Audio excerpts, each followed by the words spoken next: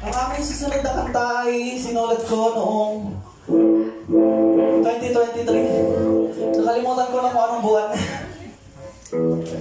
Ang kantang ito ay para sa mga nasa gobyerno at relihiyosong tao na mga hipokrito.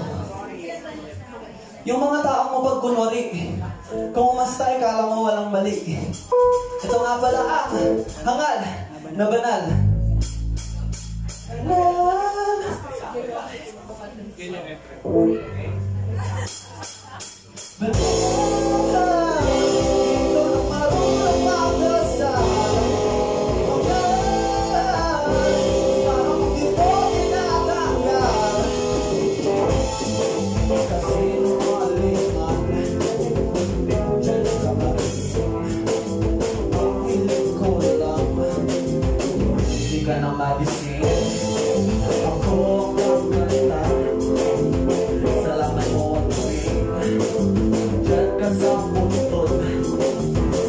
Patulog na tayo.